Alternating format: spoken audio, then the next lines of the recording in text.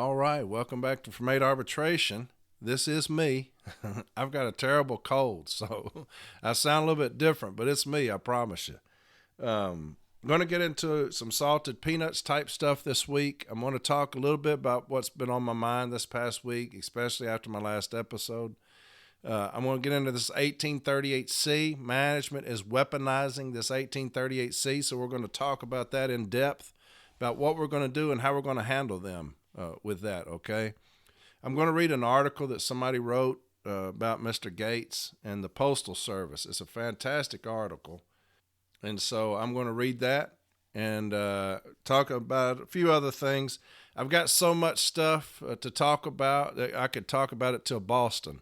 All the things that people have sent that they want to discuss. But I can't do 4-hour episodes. So I'm going to try to cut them to at least an hour. And that way you won't get bored with it. First off, I want to talk about last week's episode sparked a lot of conversation. And that's a great thing. It is. I think that transparency promotes conversation. And that's the reason I wish my union was more transparent with us about things that they're doing. Always remember that the NALC is here for us, right? We're not here for the NALC. The NALC exists because of us. If it wasn't for us, there would be no NALC. There would be no National Association of Letter Carriers. Those people would be out of jobs. They have to have us because they work for us, right? And so anything that they do should be for us. Everything that they do should be for us. That is no longer the case as far as what I see and what I hear. It is no longer democracy. It's a dictatorship. And I'll talk about that a little bit. Things that I said last week in my episode when I talk about the pound of flesh, that's just me coming out. I love every city letter carrier in the country. Anytime I'm traveling and I see one, it makes me happy. Just seeing a brother or sister doing their job, because I'm like, hey, that's some of my people right there. And so when I saw that last week, it sparked something in me. I guess you can tell. I will never apologize for anything that I say on here. How I say it, how I come across to people, I will never apologize for that because I am me. That is who I am. That's how I've always been. And so it is what it is. It is what it is. If you look at Article 1, I read this before when I talked about the agent.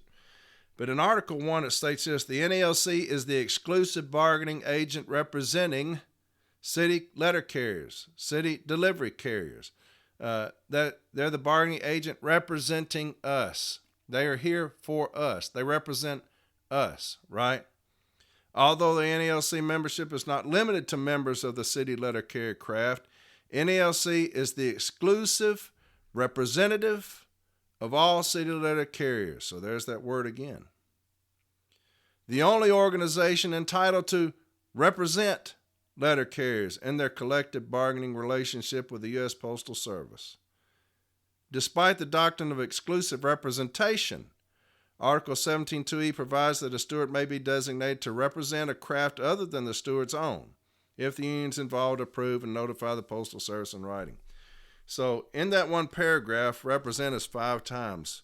That shows the importance of what the parties have agreed to. The NALC will represent us. That means they are working for us. Their sole existence is based off of representing city letter carriers. And when they no longer do that, what do? We've had great representation in the past from past presidents. Look, and I don't care who is the president. If they're doing their job, I'm gonna back them with everything that I've got. If you're not doing your job, I don't care if you're my best friend. I'm gonna call you out on it. Why? Because you're there for me. You're there to represent me. So yeah, I have a lot of issues with shit that's going on right now. The Committee of Presidents is going on this past weekend. And I'm going to give you a little example of what I'm talking about. In the Committee of Presidents, the very first thing that happens is somebody makes a motion to talk about the charges that are being brought against our president.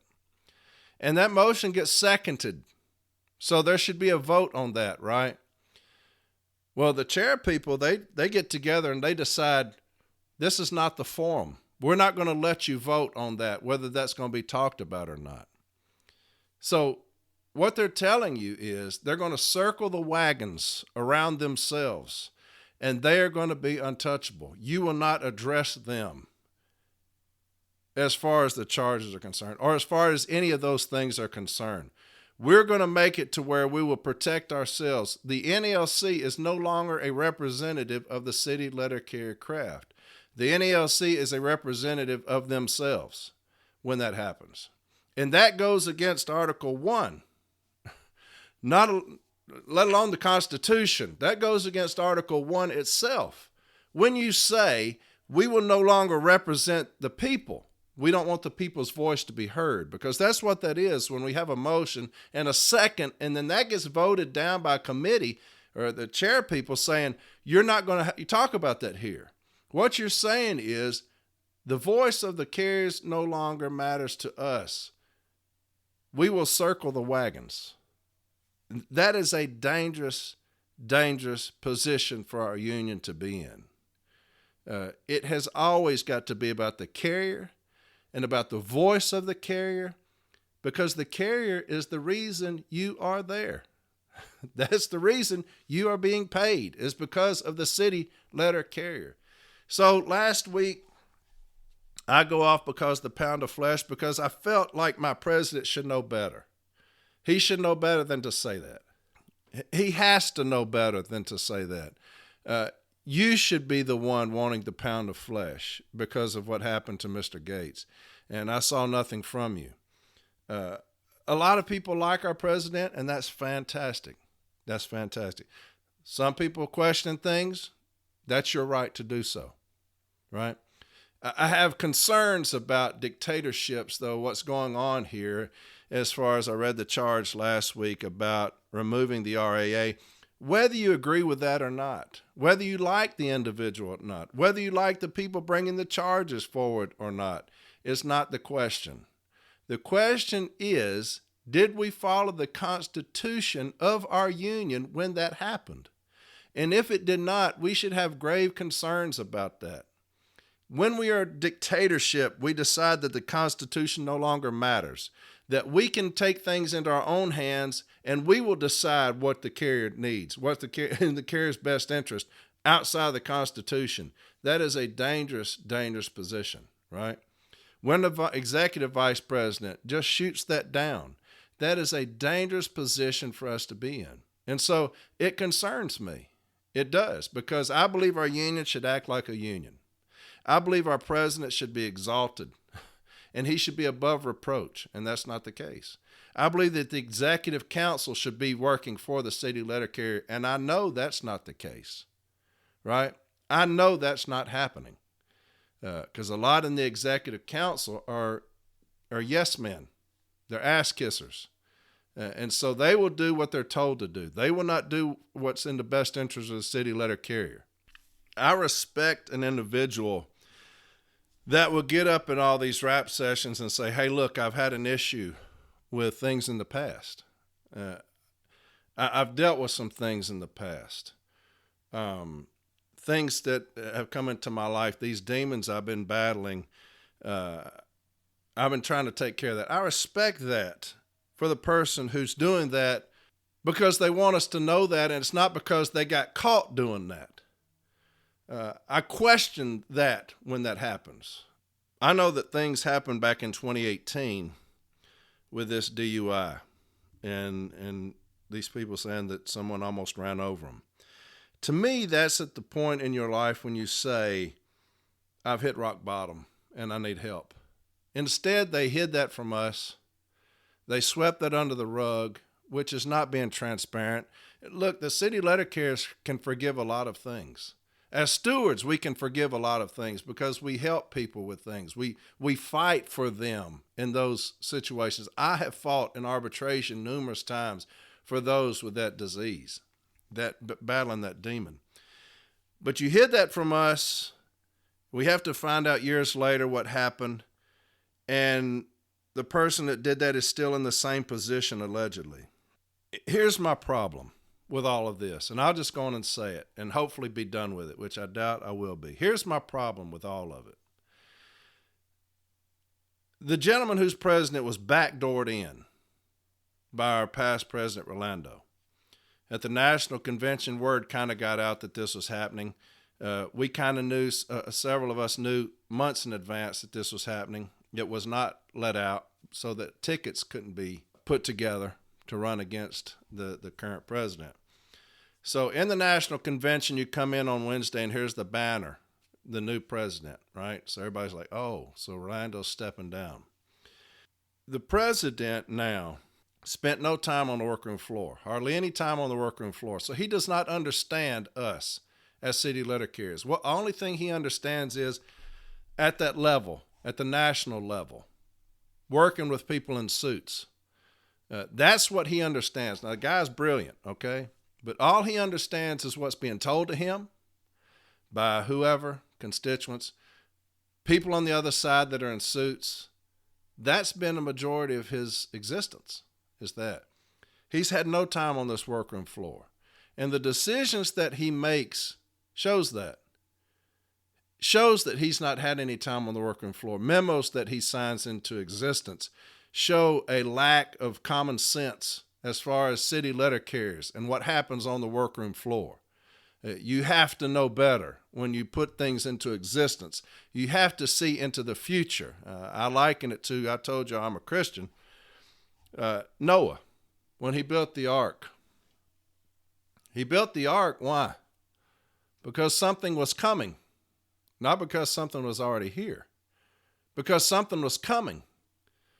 That's how we have to be as a union. We have to prepare ourselves for those things that are coming, that we don't see yet. That's what Noah did. That's what we have to do when we sign things into existence. You have to look at that and see into the future. What could happen to my people if I sign this? And if it's something that could be detrimental, I'm not going to sign it. Maybe I need to subtract things from that. That's what's chapped my ass all this time about these memos. You have got to be able to forecast the future, as crazy as that sounds. You do that by working on the floor, by being in the trenches. I can tell you things. I've told y'all all through these podcasts, watch what's fixing to happen. And sure enough, it's happened. It's not because I can see the future. I know these son of a bitches. I know how low down management is because I've worked on this floor. I know what they do. I know when I see things, what's going to happen. That's where our president is lacking. He doesn't have experience on this workroom floor. And that is the greatest of all educators, is the workroom floor. Dealing with low-down son of a bitches, supervisors and managers, dealing with district managers even. He has no time on the floor. He followed Lou Drass. He rode his coattails to his position and then stabbed Lou Drass in the back to become what he is now.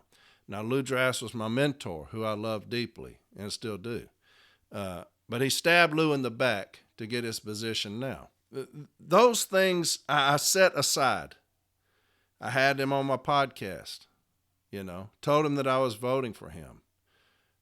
Put all my support in behind him because I wanted him to succeed. And it's obvious that he's in way over his head. Way over his head. He's a fine speaker, a great speaker. He's not very leaderly, but he's a good speaker, very educated, comes across very educated. He is not a leader of men. He's a great orator as far as certain things. He's got a good memory as far as contractual things, issues, because he's been at that level. But I always say that he's the individual that was born on third and thinks he hit a triple. He didn't get to where he's at because of the work he's done on this floor. He got to where he's at because of other people have brought him along. And that's the issue that I will always have with anybody. You've not been on this floor. You've not been in these fights. And that's what matters most to me, is the person who's been in the trenches, in the fights, that has gotten that education like that. I'll give you a prime example. James Henry is a legend. because he's done it on the floor, he's done it in arbitration. I think he's got the best winning percentage in the country with several hundreds of arbitrations. Now, our president has one arbitration. Now, that's not a qualification, but again, it tells you that this individual doesn't know the processes. He's filed very few grievances, was a Formal A, had very few Formal A meetings. But again, his education, how he speaks, got him to where he's at. Now, I didn't want all this to be a bunch of bashing the president. I'm just telling you where I'm coming from when I talk about things, is that I do things out of respect for those that have done it in the trenches, right? Our president, when Mr. Jackson brought the charges against him, rather than coming forward and acknowledging that he had done wrong, he chose to be untruthful throughout the entire situation. And I know that for a fact. Rather than coming out and saying, hey, look, I have screwed up. I've screwed up miserably, and I'm going to ask your forgiveness. I've done these things. I shouldn't have done these things. Go to the people that you have offended and say, hey, look, I apologize with everything in me. I beg your forgiveness. I beg the city letter carrier's forgiveness for the things that I've done. Rather than do that, you double down on your untruthfulness. So Mr. Jackson brings charges against him. The first thing he does is he removes duties from Mr. Jackson, kind of a retaliatory thing. He makes up stories about Mr. Henry, falsifies things against Mr. Henry, terrible things against that man who is a legend in the city letter carrier craft. Makes up stories about Mr. Henry that could have ended his marriage. Now, this guy is a damn legend amongst us. When you see that man, he gets the utmost respect above more than anybody else, Mr. Henry. Rather than going to that man and saying, I apologize for the things that I've done, he was untruthful about it. And then he removes duties from Mr. Henry.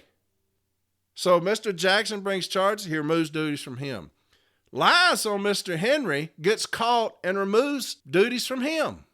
That's what I'm talking about. It's a dictatorship. I will talk about what happened in Biloxi with the young lady that he said was Corey's bitch. And this is kind of, and I'll tell you kind of how I'm always playing chess rather than checkers, is that you go to Biloxi and there's a young lady there that he tries to strong arm into merging with other branches. He's a branch president. And he tries to get her to merge with other branches, and she refuses to do so. And so he's talking to her about it. And he says, so you're not loyal to the NALC. And she says, the only one I'm loyal to down here is Corey Walton, which I'm sure chapped his ass because of this podcast. So he just says, oh, so you're Corey's bitch now. Now that is calling a female a bitch, regardless of how what you think it means. When you say, oh, so you're Corey's bitch, what you're saying is you're a bitch to a female, which is inexcusable. Here was why she said that. She was loyal to me. Her son has FMLA and was getting screwed around by management. And they were trying to force him to fill out some paperwork that he did not have to fill out. And so they basically removed him from working because he refused to fill out this paperwork. So she goes to everybody in the NBA's office, everyone in the NBA's office, and she's saying, hey, look, I need help. They're doing this. To a T, all of them said, you have no grievance. All of them said that, you have no grievance. She goes over and over and over with them, you have no grievance. She goes to her shop steward or Formal A, you have no grievance. So she comes to me. I say, send me everything you've got. So she sends me everything. I said, absolutely 100% you've got a grievance. This is your grievance, and this is what you're going to ask for. So request these things. When you get these things, come back to me. We're going to file this grievance. You absolutely have a grievance. During this time, her son files an EEO. And I believe y'all remember I talked a little bit about this. files an EEO. So she's going to go represent her son in the EEO hearing. So she calls me back. I said, this is what you're going to ask management in the EEO. The very same things you're going to ask them in this grievance. This is what you ask them. So they get into the EEO hearing. Sure enough, she asks them these questions, and they cannot answer the questions. And so the mediator's talking to them. There's like, they're like, why did you do this? And they say, the reason that we did it, the reason that we thought we were right is because the union never filed a grievance. That's the reason we did what we did, because the union never filed a grievance. Now remember, she went to the NBA's office, and every single member of that office said you have no grievance. She comes to me and I say, absolutely, 100% you got a grievance. So in the EEO, they bring her son back to work. They pay him all the back pay he asked for. That's the reason she said, the only one I'm loyal to down here is Corey Walton. It's not because of anything I've done as far as the podcast or anything like that. I know this lady. It's because I was the only one that would help her in one of the more dire times of her life, or her son's life. Instead of recognizing that, he calls her a bitch. Think about that. In so doing, one of my friends, Mr. Buttrey, heard it and went out there and threatened to whip his ass. People on social media faulted Mr. Buttrey for that, saying it looks like he was the one who was at fault for going down there and saying he's going to whip his ass. And then some were saying, well, we don't know the whole story. Do you need to know the whole story for when a man calls a woman a bitch? Do you need to know the whole story?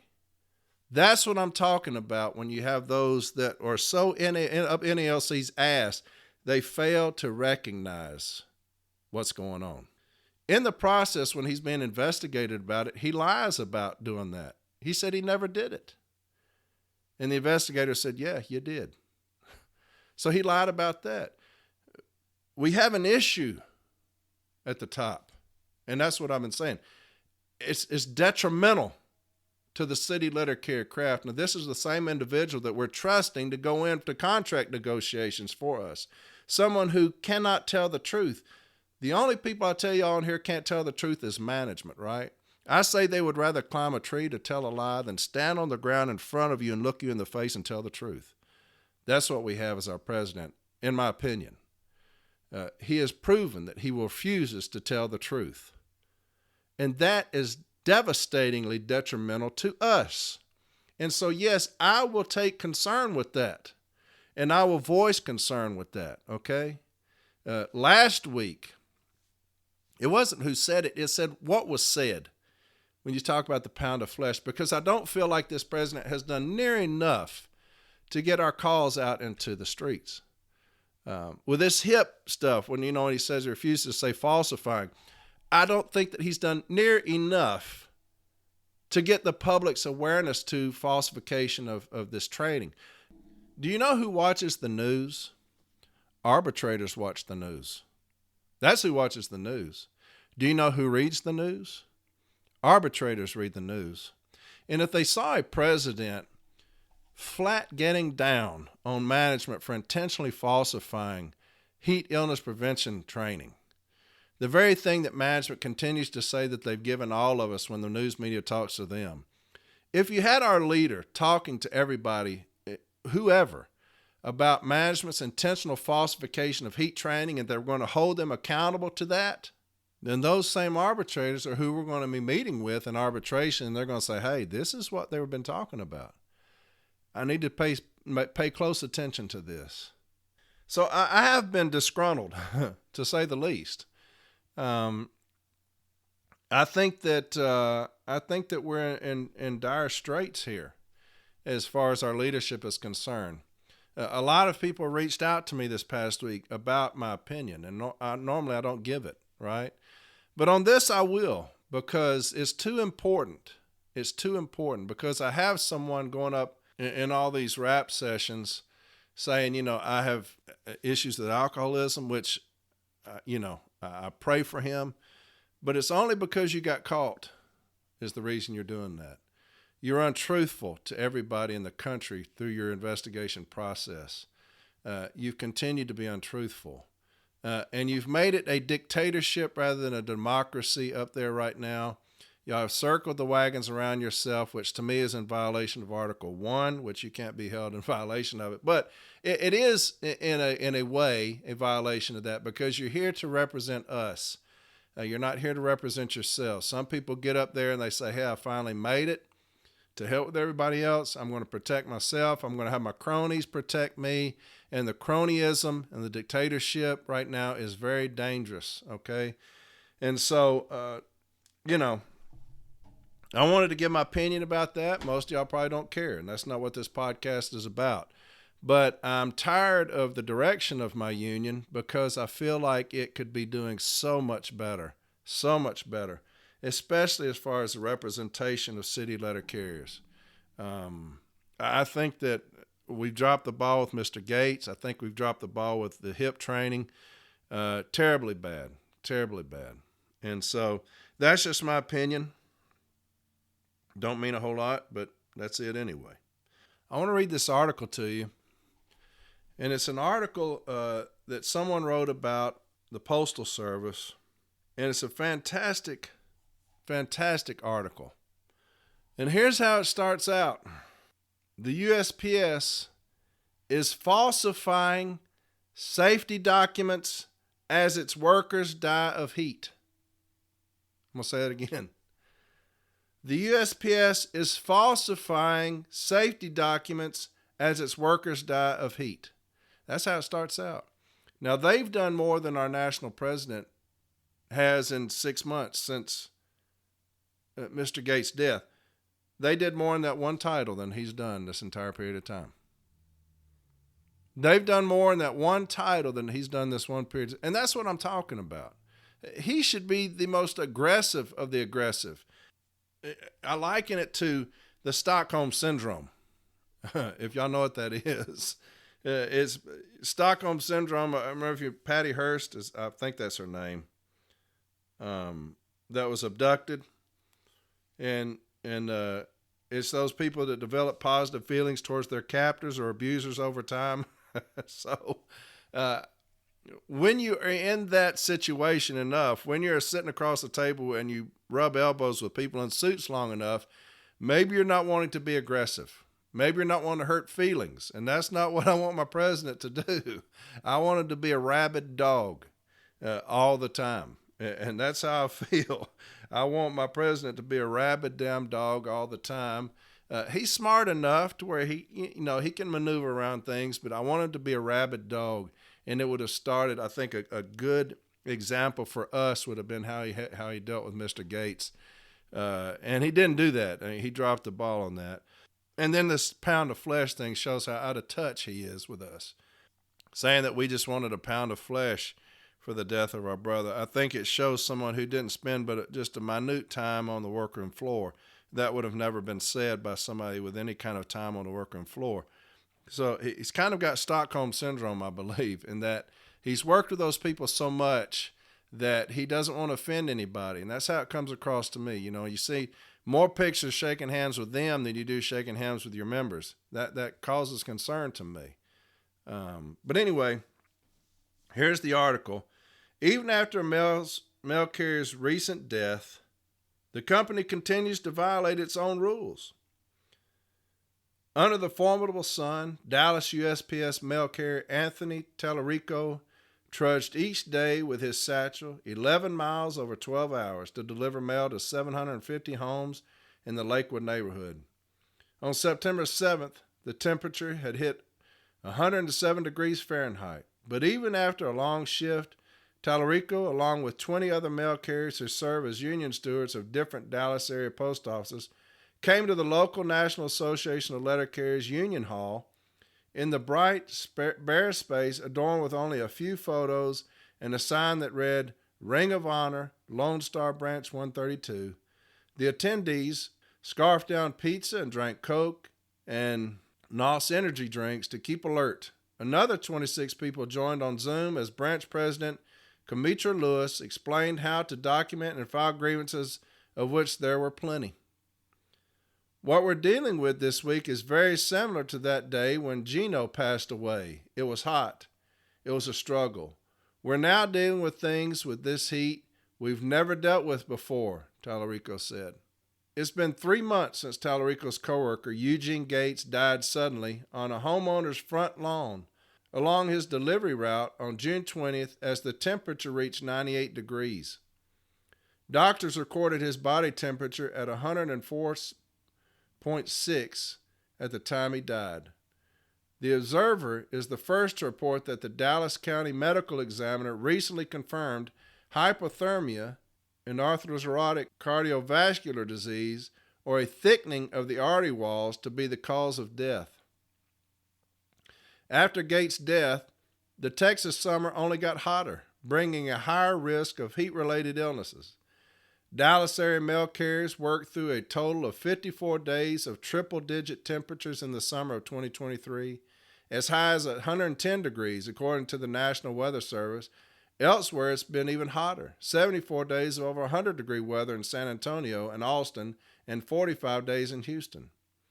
Through interviews and union surveys completed in writing by individual Dallas mail carriers and obtained by the Texas Observer, we found that in the months following Gates' death, the USPS seems to have gone back to business as usual.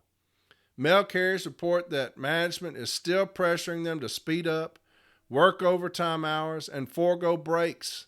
The USPS continues to violate the standards of its own heat illness prevention program, HIP. Some mail carriers say they have not yet completed training for this program, which would violate the standards of the USPS own HIP. What's more, the agency is alleged to have covered this up by doctoring records to show that HIP training was completed. And what have you heard our president say about that? The local presidents down there are doing more for us nationally than our national president is.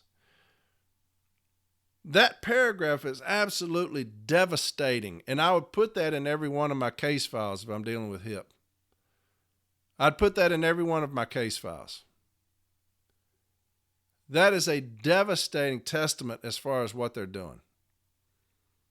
That's why I said that our national president should be in the streets, should be down there marching in the streets on Mr. Gates' behalf and the behalf of the city letter carriers across this country, and that he continues to do so and continues to beat the drums as far as this is concerned.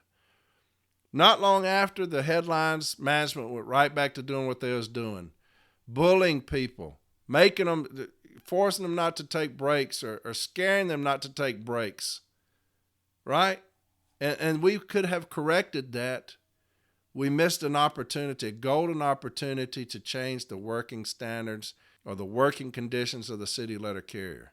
And we dropped the ball terribly, and our president is to blame for all that, is 100% to blame for that. Because of the cowardice he displayed through this entire thing. I told you last week where he was in the rap session, he wouldn't even say falsified. Looks like they did, they put training as being recorded that wasn't. This reporter's doing more damage than he would. That's what I'm talking about. And I expected more from my president. It goes on. USPS's HIP program is triggered to go into effect from April 1 to October 31, as well as any time the heat index, the temperature adjusted for humidity, tops 80 degrees. In Dallas, these days started early this year, in late February. Under the HIP, USPS management must give weekly safety talks, post signs, and send weather advisories to carrier scanners with reminders on how to protect against heat exposure with rest breaks and cold water. By April 1 each year, all post offices must also allot work time for mail carriers to complete a required heat illness prevention training online. That's another thing that we dropped the ball on, is that should have gotten out nationwide, that the HIP training is an online course. We dropped the ball terribly as far as educating our people across the country as far as that's concerned. That's 100% fault of our president. The HIP training is an online course. Too many B-team decisions came out neglecting to say that, and management got away with it. According to Tallarico, the day after Gates' death, Dallas Postmaster Daniel Reyes arrived at the Lakewood office and told Gates' co-workers that a heart attack had killed him. Gates was generally healthy and had never been hospitalized, his wife Carla said. Reyes' remarks, Tallarico said, infuriated carriers who accused the USPS of killing Gates by pressing them to complete deliveries faster without breaks or regard for their health under the threat of punishment. Dear God. See, here I go again. I can't get through it, man. I can't talk about it. It makes me irate when I see that. How can my president not be down there, man? I don't get it. God, I can't read this, man. How can my president not be down there in their ass on the news? That's what I'm talking about in Article 1. That's what I just read to y'all. You represent us, man. How are you representing us if your lazy ass is at the local tavern, not down there in the fucking streets? I'm not going to do this again. I'm not going to do this again. I did it. I'm not going to do it. I'm not going to do it. I'm going to read that again. According to Tallarico, the day after Gates' death, Dallas Postmaster Daniel Reyes arrived at the Lakewood office and told Gates' co-workers that a heart attack had killed him. So they're lying about that. You remember the last article, the first article that came out, they said, hey, we provide hip training every year. The inference is that Mr. Gates had the training, neglected the training, and therefore died because of his neglect. That's what the inference was. Now you got some dumbass postmaster coming in and say, hey, he died of a heart attack, lying to the co-workers. And my president, nowhere to be seen. Nowhere to be seen. He should be down there every day, wearing a shirt with Mr. Gates' face on it, holding a sign with Mr. Gates' face on it, in the news, talking about Mr. Gates and what they're saying here. We're having to rely on other people to do his job. Gates was generally healthy and had never been hospitalized, his wife Carla said. Reyes' remarks, Tallarico said, infuriated carriers. Good for y'all. Who accused the USPS of killing Gates. I agree with that 100%. By pressing them to complete deliveries faster without breaks or regard for their health under the threat of punishment. It wasn't until after Gates' death made national news in late June that many post officers rushed to give the safety talks or trainings that should have been completed in April, or to post signs or hand out cards outlining the signs of heat illness. According to dozens of mail carriers who completed union surveys or who spoke to the Observer. Good for y'all, man. According to the surveys obtained by the Observer, which were distributed by NALC's Dallas branch after Gates died, 4 out of 19 mail carriers at one post office responded no when asked, are you familiar with the hip? Only one stated he had received hip training. At another post office, all 14 mail carriers who responded to the survey stated they had still not received hip training as of August 11th. During the September union meeting I attended, 46 stewards raised their hands when asked if they had not completed the hip course by April 1, and yet all 46 raised their hands to indicate that their training records had been marked as complete in their online employee portal called Light Blue. According to the Dallas NALC's branch president, Kamitra Lewis, Gates had never received the training, but his records show that his training was complete on a date that Lewis verified he was not at work. Now tell me how they didn't kill that man. And where is my president? Mercy. And we're still saying it appears they put in training completed that wasn't completed. That's our position at the national level. And we're still saying that it appears that the input training that wasn't completed. That's our position at the national level. That's our position. Unbelievable. How out of touch we are at national with the members. Since Gates' death, mail carriers and union representatives say USPS management still persists with practices that are contributing to heat illness and other injuries. forcing mail carriers to work overtime and take on more routes, pressuring them to deliver mail faster and forego breaks, rejecting sick leave requests or disciplining them for taking sick leave, and walking back changes the agency made after Gates' death to start work earlier to avoid longer hours in extreme heat. And the reason they're doing that is because we're not pressuring them. Once the news came out, they got scared. They changed their start times. The union never gets involved nationally. Y'all had to do it locally. Nationally, we bring no attention to the country about what happened. We don't use any of our resources to do that. And here's what happens. They say, hey, look, the smoke is cleared. Get back to fucking with them. This time is more important than Mr. Gates' death. The time is more important than other carriers' possible deaths. This money is what we need to worry about. These times is what we need to worry about. Change the start times back. Keep telling them to get out, no more breaks. Keep telling them all these things because time is what's important. Metrics is what's important. Stationary events is what's important. Our office times is what's important. Making sure that you're fucking with them every day. That's what's important. Make them do more work, no time off, and hurry them up now. No stationary events. No breaks is needed in the heat. And our national just has shit on us. 65% of USPS vehicles nationwide still have no air conditioning. Just a 4x4-inch box fan. Remember last week when I said what changes has been made since 1970? When asked to respond to mail carriers who say USPS failed to follow the HIP standard, USPS communications specialist Becky Hernandez said, each area region vice president has a designated coordinator assigned to monitoring compliance with the program. Hernandez did not directly respond to the observer's request to reply to allegations that training records were falsified. Here they go again. The observer is doing more than our national president. Every employee receives formal training on recognizing and preventing heat-related illnesses, Hernandez wrote in an email to the observer. Let me read that again. Every employee receives formal training on recognizing and preventing heat-related illnesses. Again, they're putting the onus on us. The inference, again, is on us. At the union meeting, Tallarico sat across the table from me with his hands in his lap. His ruffled, sandy hair and metal-rimmed glasses framed a sun-worn face. His light blue postal uniform had faded and frayed into tiny holes in the side pocket. The 25-year veteran mail carrier tells me that his body at 55 is starting to break.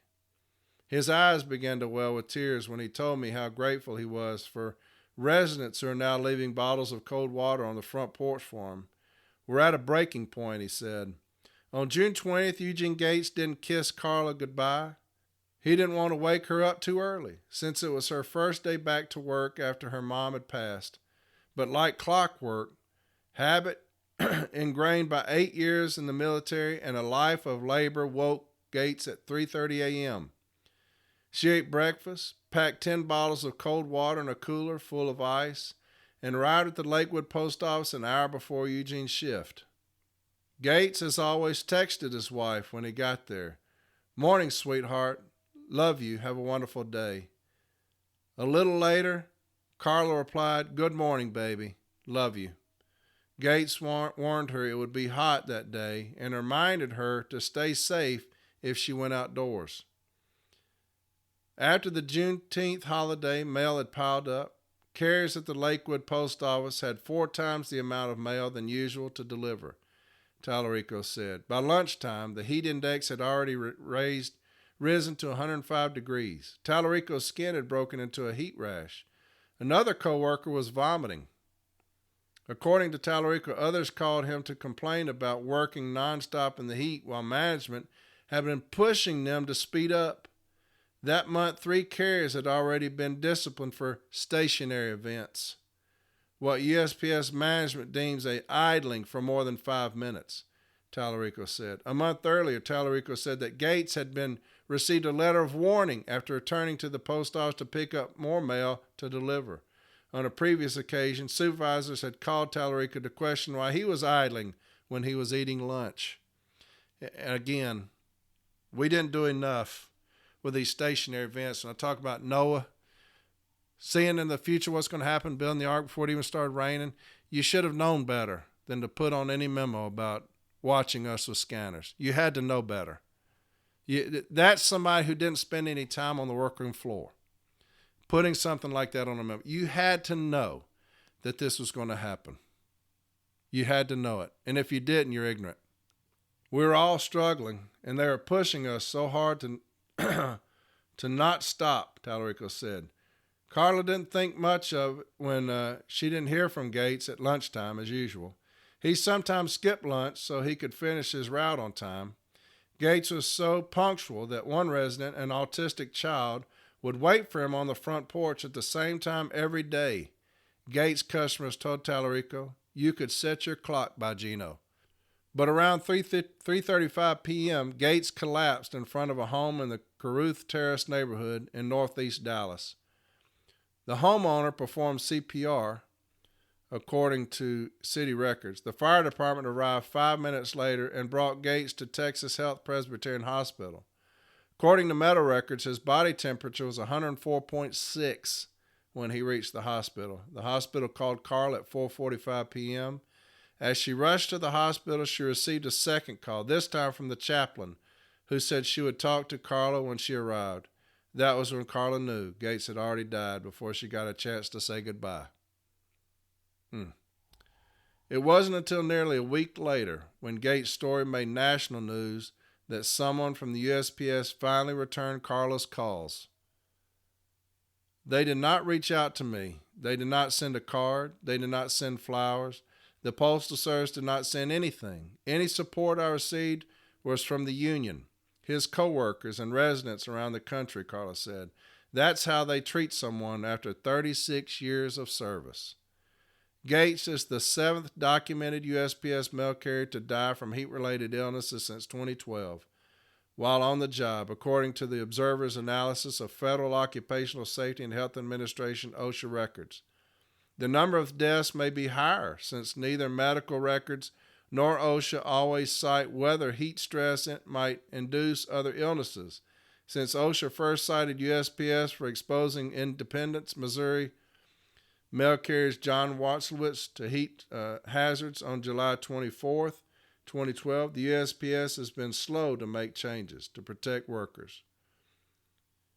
USPS mail carriers heat-related fatalities 2012 through 2023. July 24th of 2012, Independence, Missouri, John Watzlewitz. July 6th of 2013, Medford, Mass., James Baldassari. July 11th of 2017, Charleston, West Virginia, Ronnie Bowles. July 6th of 2018, Woodland Hills, California, Peggy Frank. July 22nd of 2020, Washington, D.C. It doesn't give the name. It says a mail carrier died in a non-air conditioned vehicle.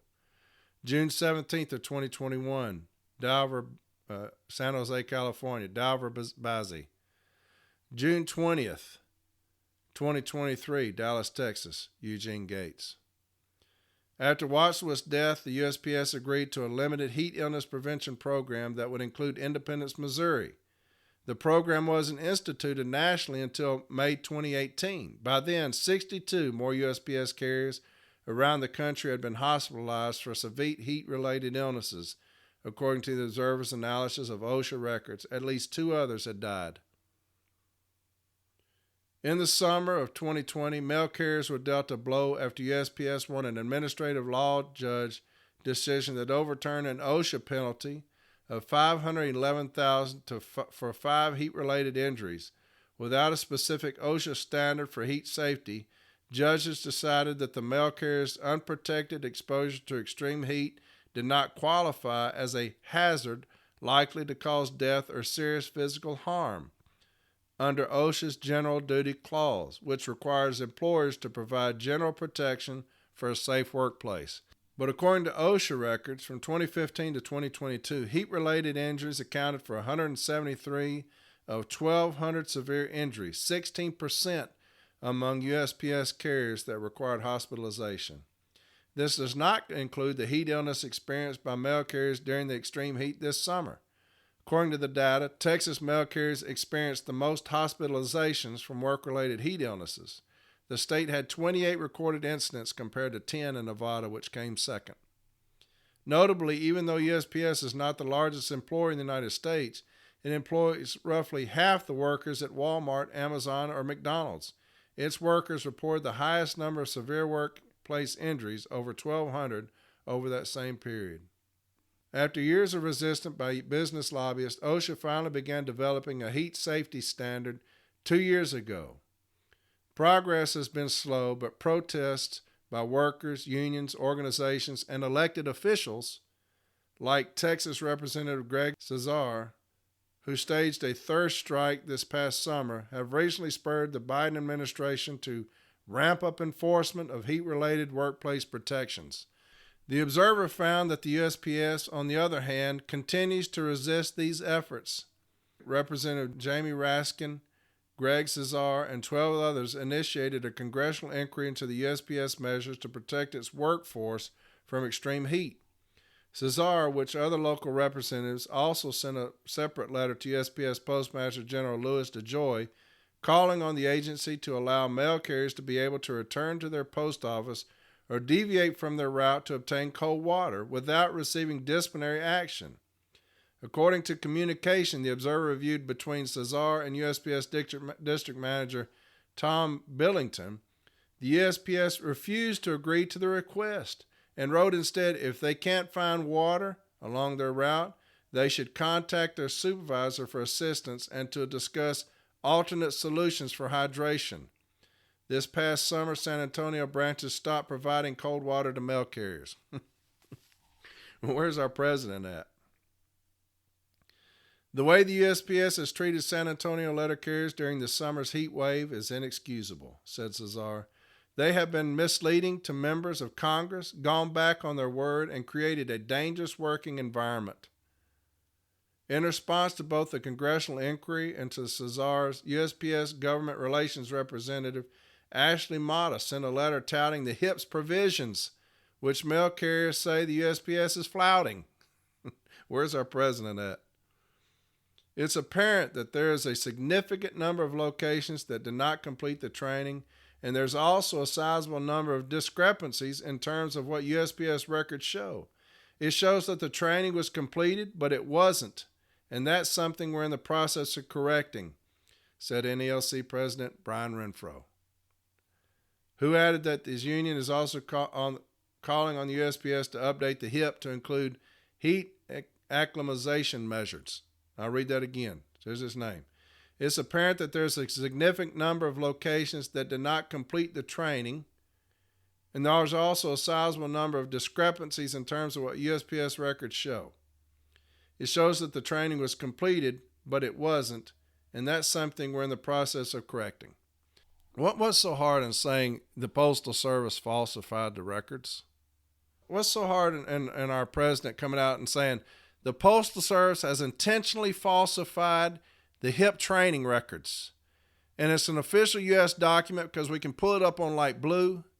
It's an official document that management has intentionally falsified, and in so doing has jeopardized the lives of my people, my carriers, and in so doing has probably cost the life of Mr. Gates by the intentional falsification of the records.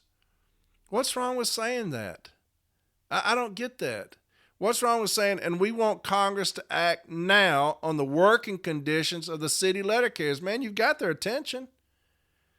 Instead, I get this. It's apparent that there's a significant number of locations that did not complete the training. They didn't complete the training. They never started the training. In order to complete something, you have to start it. They didn't complete it because they never started it. It's falsified. There was never an attempt to start it. I don't know, man. I don't get it. Anyway.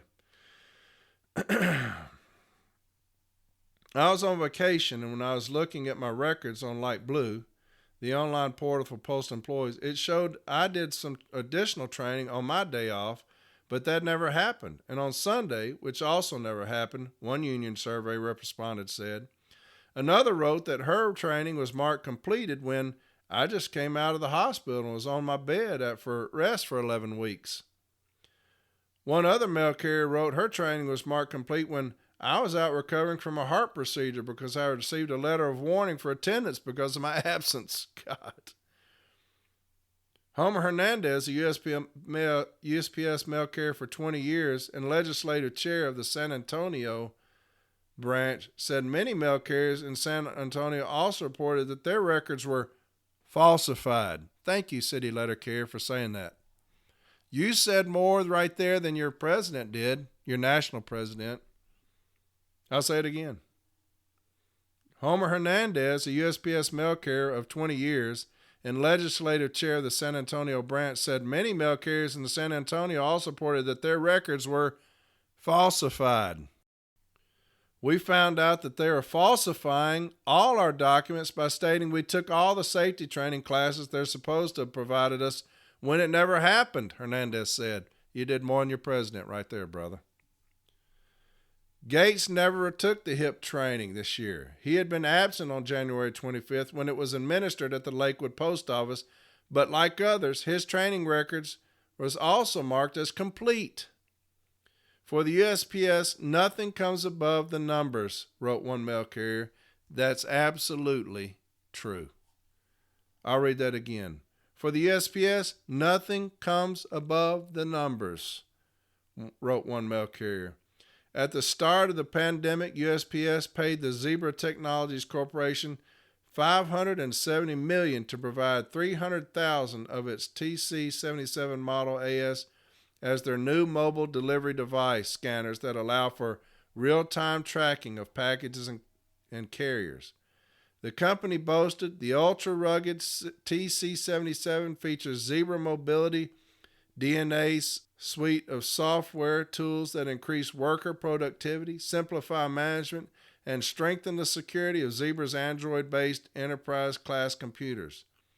The devices are connected to USPS Regional Intelligence Mail Server, or RIMS, which allows management to track a carrier's progress on their delivery route at all times. At the start of the day, carriers discuss with management how long a given route will take. Typically, they cannot deviate from that route. If a carrier is stationary after a few minutes, a red blinking sign on the RIM system will alert management that the carrier is idle. If mail carriers take longer than the estimated time, they may be disciplined for unauthorized overtime. If they idle, they may be disciplined for stationary events, although Renfro says this often violates the workers' contracts. Determining each carrier's progress early in the afternoon will allow the supervisor to know which carriers are behind schedule and take appropriate action, the USPS Office of Inspector General wrote of the mobile delivery device system. Texas's NALC leaders from Dallas, San Antonio, and Killeen say that before Gates died, carriers were routinely disciplined for stationary events when they sought breaks from the heat. Even though the online HIP training course tells carriers to slow down the pace or shorten the duration by taking frequent breaks as needed, USPS management regularly sent carriers warnings on their scanners saying, "Keep moving" or "Hurry up to beat the heat." If a carrier is found to be idle, not moving for about 10 minutes, then management wants to know why. They feel like it's excessive. We, on the other hand, as the union is concerned, have told take as many comfort breaks to make sure that their health is protected. But the Postal Service frowns upon that, NALC Dallas President 132 President Lewis said. After a verbal warning, USPS management will escalate disciplinary measures to a warning letter, a 7-day suspension, a 14-day suspension, then removal. The system discourages carriers from taking breaks even when their bodies need to cool down. The timing is critical. Without immediate attention and rest, extended exposure to heat can result in nausea, dizziness, and fainting, which when left untreated can lead to a breakdown of the kidneys and other organs and then death. According to union grievance records, mail carriers were also disciplined for taking leave when they did get sick. After Gates died, management started sending warning messages to mail carriers' personal phones instead of scanners. Killeen's NALC Branch 4217 President John Darden said carriers received text messages such as, "What's taking you so long? You should have been done by now," and "Why are you still there?" Darden said there have been 9 heat illnesses among Killeen mail carriers since Gates died. Heat stress induced one carrier's heart attack. Another mail carrier's kidney failed from the heat exhaustion after he had received a transplant a year prior. He's been out sick for a month now. Even with all the illnesses, USPS moved the start times from the Killeen mail carriers back to 8:30 on September 9th when temperatures topped 104 degrees. They just don't care, Darden said. Dallas area mail carrier Charlie loved the Texas heat. He loved the outdoors and hated being cooped up in an office. That's why, at the age of 31, after running a printing press for a few years, Charlie decided to deliver mail for the Postal Service. Growing up, I was always playing outdoors. I was like the hotter, the better, and I wanted to get out and meet new people, said Charlie, who requested we only use his first name, a fear of retaliation from the USPS management. But after collapsing, losing consciousness, and being hospitalized 3 times from heat strokes, Charlie now starts to get nauseous even from the sun's glare inside a car. After the first heat stroke 5 years ago, Charlie noticed he couldn't be outdoors as long. The second time, a year later, Charlie made it through his route, but then collapsed before he and his son found their seats at a Rangers ball game later that day. Recently, on his delivery route, July 31st around 4:30 p.m., he noticed the first signs of oncoming heat injury. His hands cramped. He gasped for breath. It was 103 degrees. Charlie called his supervisor on the phone, but Charlie got up and completed his deliveries on another street, then went on to another before he collapsed. His kidneys had failed. It took him days after he was hospitalized to be able to go to the bathroom again. My managers pressure us because they tell us they're being pressured from above. They'll send out messages on people's scanners saying everyone must come back by a certain time. Pressure's been building up for the past 3 years when Charlie and his co-workers have been forced a labor shortage to take on more routes and more overtime. U.S. Postmaster General Louis DeJoy said last summer that the USPS needed to shed 50,000 employees as the agency looks to consolidate post offices and larger distribution centers. Charlie spoke to the other observer over the phone in short, breathy gasps, a belabored voice. After more than a month since his last accident, he said his head still pounds and swirls. He staggers now when he walks. This time, it hit me much harder than the previous ones. I feel like my balance is just not there. I'm off, he said. At 53, he's young for a grandfather, but he said he can no longer go outside and play with his grandkids to push them on a swing or help them set up their wading pool. I'm scared after all this that I won't even be able to do my job anymore. And that's the article. And sorry that was so choppy, but it's on my phone, and it was very small. So I can't see anything. So. But there's the article, man, and that is a fantastic article for us, right? A fantastic article for us. I wish that my president would do more. I do. I think that we could have accomplished a lot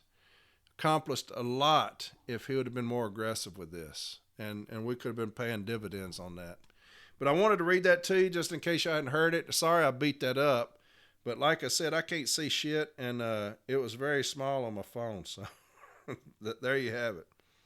Let's talk about 1838Cs real quick, and then I'll be off of here. It's already an hour and something, and I didn't want to do that. I've had numerous people message me about 1838Cs, how management is weaponizing 1838Cs across the country. They're doing numerous 1838Cs on carriers a day, and they're having 3 or 4 done a week. And the 1838C is basically an efficiency count, right? But when people are filing grievances on that, and we did a very good episode on that, the 1838C about counting your mail, counting all of your mail. There's a very good episode on that on From A to Arbitration. JB did it. And that's how you're going to defeat this, right?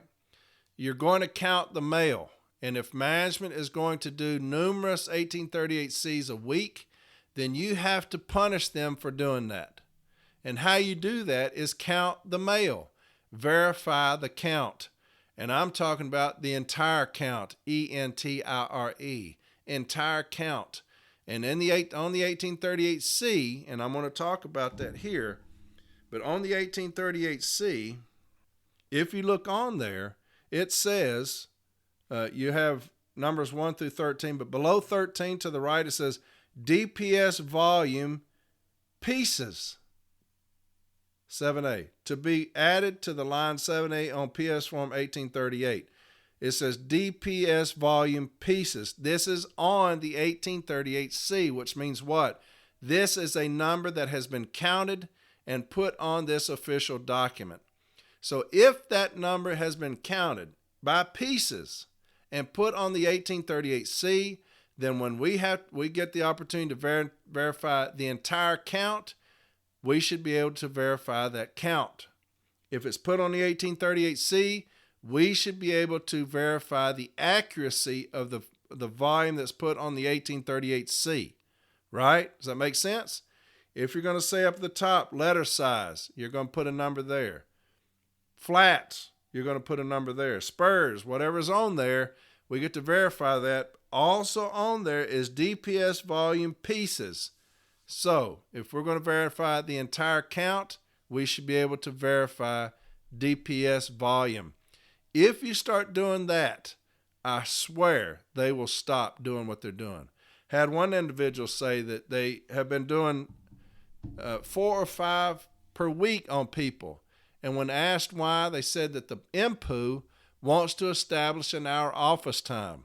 And so therefore, they're forcing them to do these counts every day, basically as punishment, because they will not do an hour office time. You punish them by verifying the count, okay? Now let's talk about this just a little bit. If you look at section 911.2 of the M41, okay? Section 911.2 of the M41. Now, anytime I'm doing these episodes, make sure y'all have a pen and paper so that you can write down what I'm saying, okay? So you can write down what I'm saying.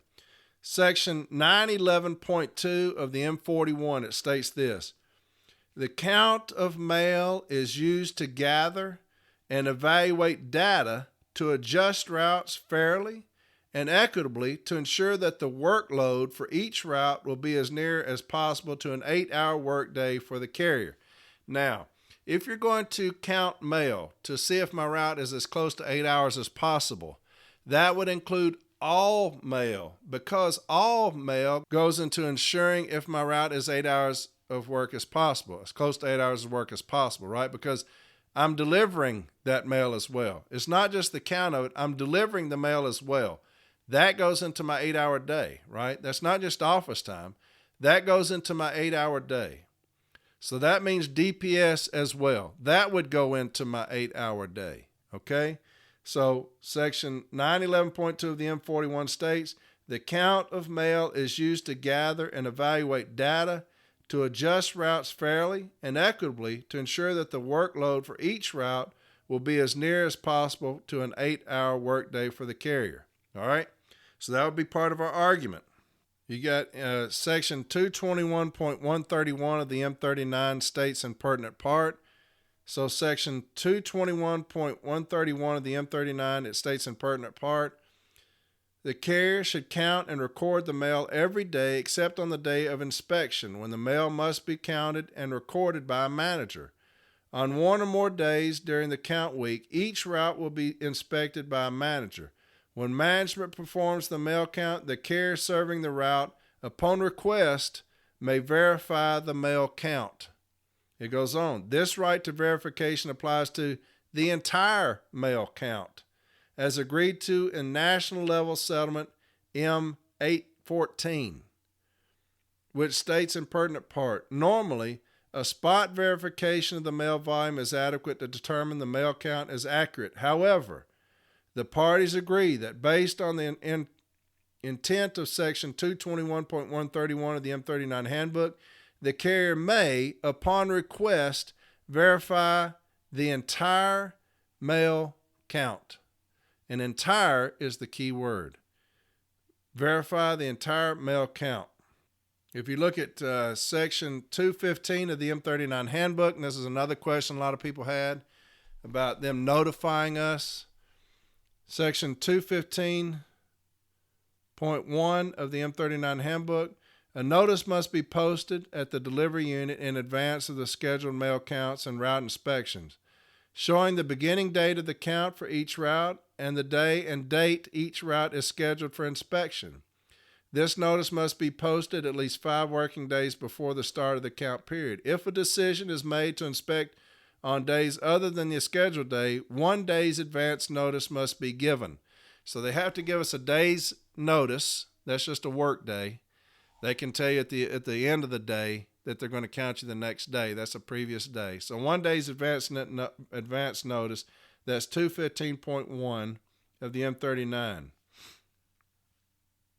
And my medication is kicking in. I'm getting very sleepy, and I'm slurring. So you have to forgive me.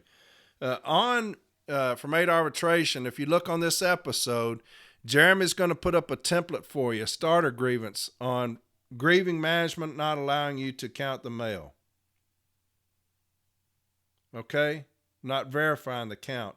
If you look back, and JB did an episode on verifying the count, we got a grievance in there that he won about counting the DPS mail. You got to make the right arguments on that, though, about counting the DPS. And that's going to get them off of y'all doing these 1838Cs, okay? And here's another thing I'm reading, and I'm going to be done with it because I've got to go to sleep. What is a PS Form 1838C?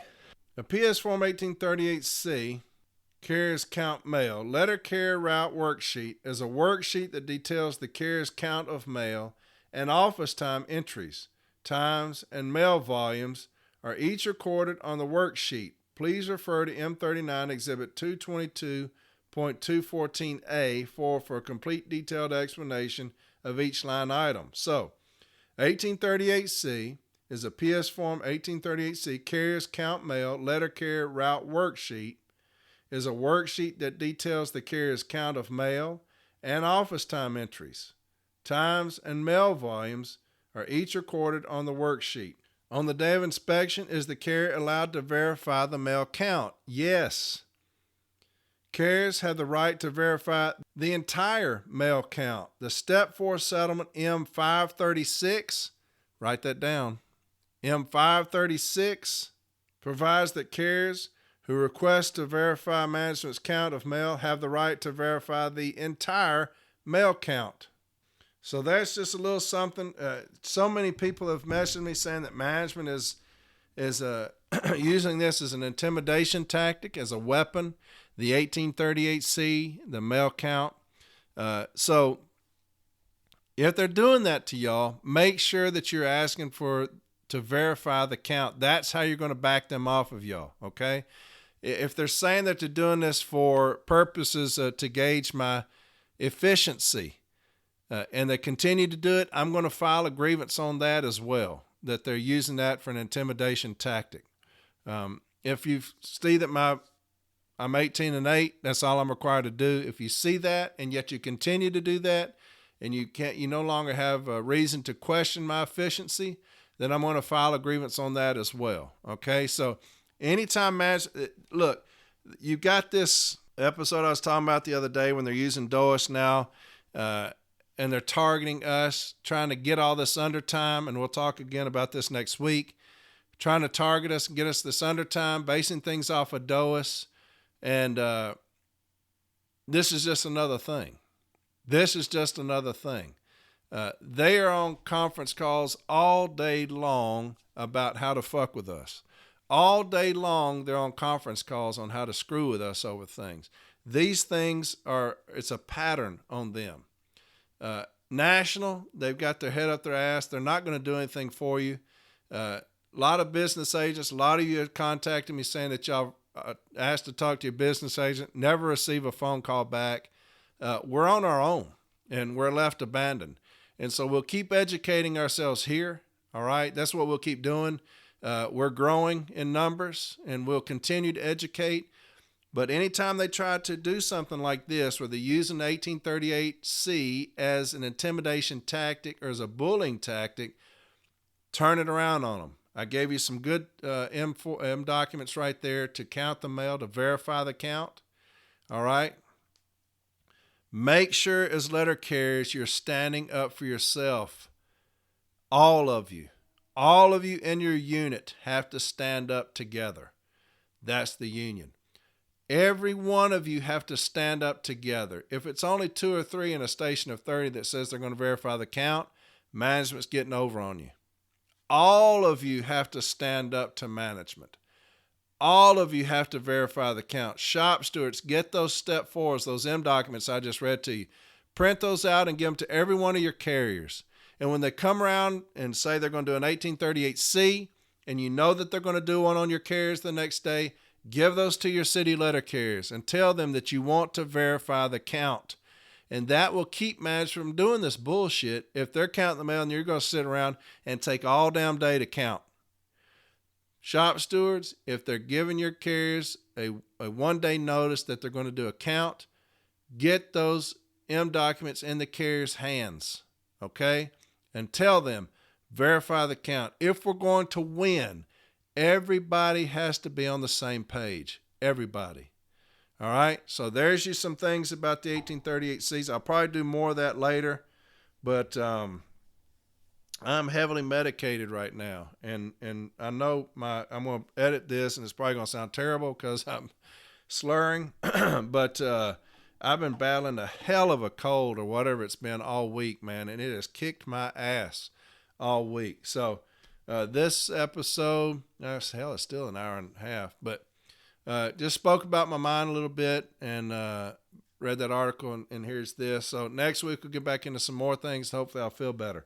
Y'all have a fantastic rest of the week. I love every single one of you. I do. And y'all be safe this week, and I'll talk to you next Sunday. All right? Bye.